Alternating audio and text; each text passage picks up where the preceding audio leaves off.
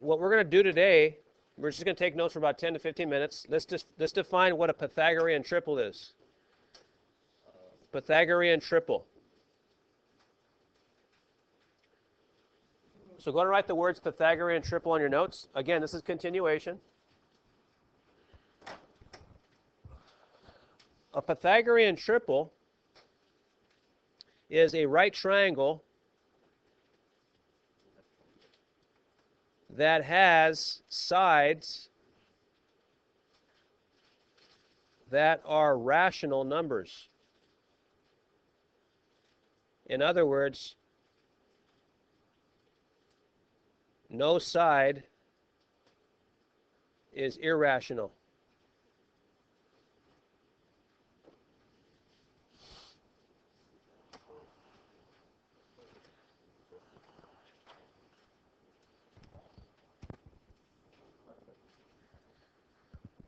A right triangle that has sides that are rational numbers, in other words, no side is irrational.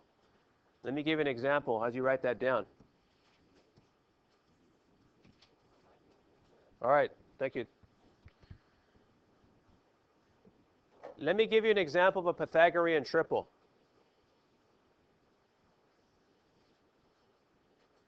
Three, 4, and 5.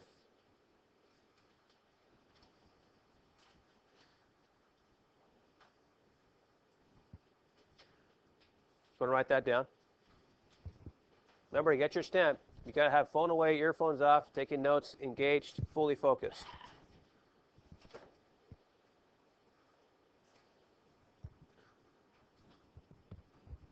So why is this a Pythagorean triple? Because every number, every side is rational. Sure, sure. Every side is rational, notice. So 4 is rational. There's no square root of some number that becomes an infinitesimal. 4 is a rational number. You can write 4 as a fraction, 4 over 1. 3 is rational, and so is 5. And I can verify that it's a right triangle, and that's true, because I can say, you know what? A square, that's 3 square, plus 4 square is equal to 5 square. That's true. This all becomes 25, and this becomes 25. So a Pythagorean triple is when you have all the sides are rational numbers. There's no square root, simplified square root, or having to approximate. Everything's rational. Oh yeah, I'll ask. Well, you'll see an example right now where a question on like even the DIAs. When you take the DIAs, the next one after January, they'll throw a triangle at you and say, does this form a Pythagorean triple? All you got to remember is that they got to be nice whole numbers, rational numbers with no square roots. For instance, example 1. Is this, oh wait, not is this, does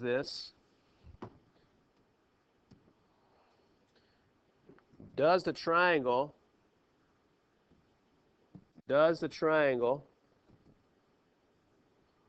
form a Pythagorean triple? I'm going to abbreviate Pythagorean triple. This is actually not example 1. How many examples did we do yesterday? 3? We only did 1? So this is 2? How many did we do? So this is example 3. My bad. Example 3. This is a continuation of yesterday. This is example 3. Does the triangle form a Pythagorean triple? Let me draw it for you.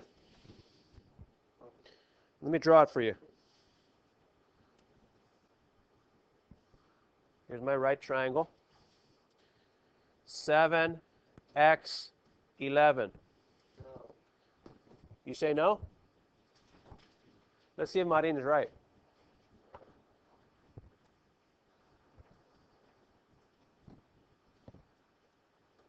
If x is irrational, then Marin is right. It's a no. If x is rational, Marin's wrong. Let's see if Marin's right. Which one's my hypotenuse, Marin? Nice. Here we go. 7 squared plus 11 squared equals x squared.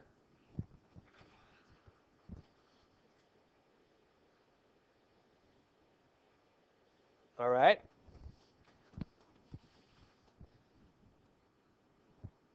What's 7 square? 11 square, help. Nice. Let's do it. 49 plus 121 is 150. What? 3. No, 160. 170. Yeah, 170. 170. Yeah, 170. Here we go. Watch this.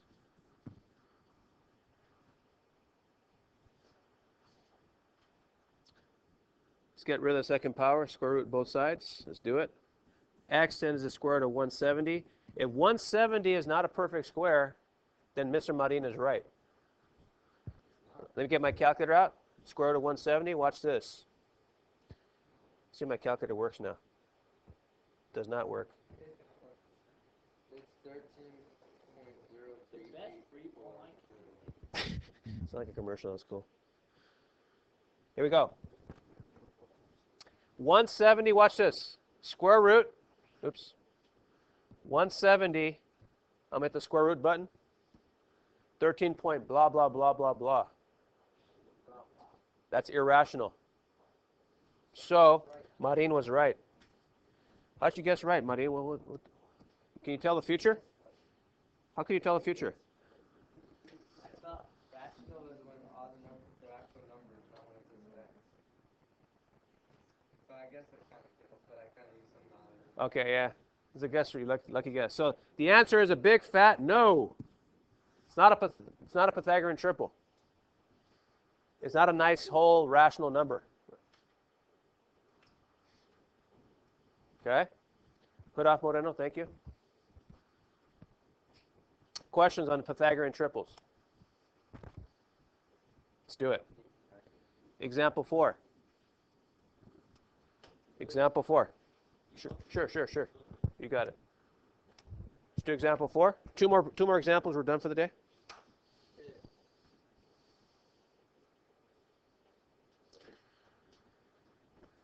There we go. You're after Castillo. Here we go. Ready? You got it. Here's number 4. We got 16. We got 30. We got x.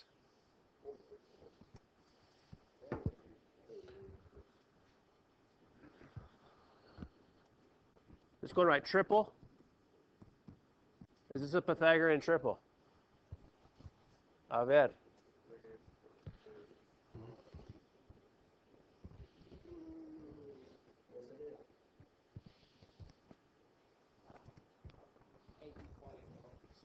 Here we go.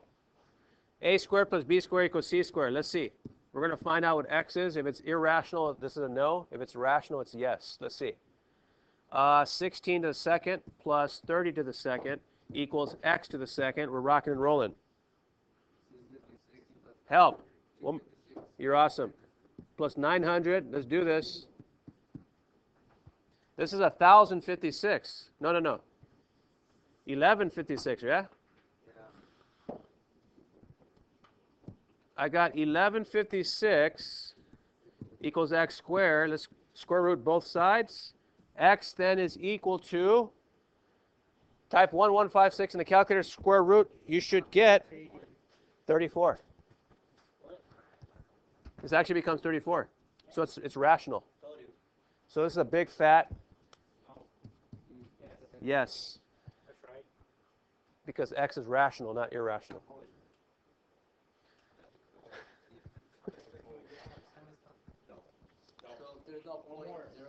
Wait, there's 4 people talking. One at a time. Marin, go ahead. It's not like point. This 34.04 or whatever is irrational. It's still irrational. Gallegos? Yeah, one more.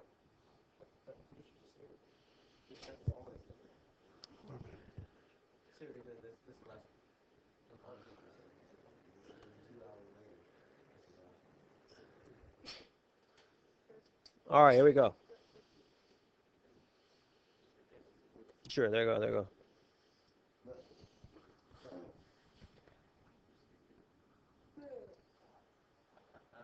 This is the last example, Mr. Yes.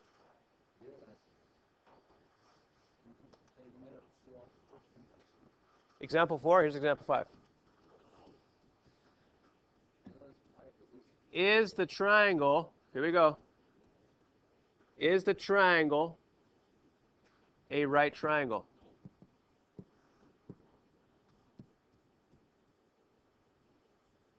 That's the question in our last example, example 5. Is the triangle a right triangle? Let me throw a triangle at you, and you're going to tell me if it's a right triangle. How do you know? But you said it through your triangle, not a right. That's true. Ooh, that was pretty good. Boy, that was good. That was very good, actually. Here we go.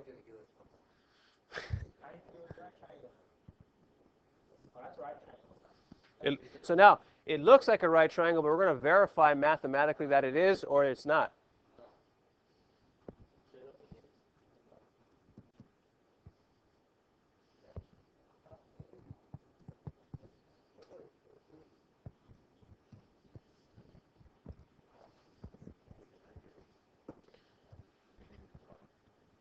Now, notice I did not give you where the right angle is. If it was a right angle inside, then we can answer the question in the affirmative. Of course it's a right triangle because there's a right angle in it. But right now, I didn't give you any right angles. We have to assume that the longest side would be the hypotenuse, 23. So what we're going to do is we're going to verify the Pythagorean theorem here and see if it's true. If the Pythagorean theorem is true for this triangle, then we can answer the question, yeah, it's a right triangle. If the Pythagorean theorem doesn't flesh out, then we can say no. But the longest side is 23. So we're going to assume, key word, we're going to assume this is the hypotenuse and set up the Pythagorean theorem and verify. Stay with me. Here we go. It is. Let's check. Let's see if we're right. A squared plus B squared equals C squared. Let's see if this is a right triangle we're dealing with. 21.2 squared, that's one leg. The other leg's going to be 11.4 squared. Is that going to be 23 squared? That's the question. That's the question. That's the million-dollar question. Let's see.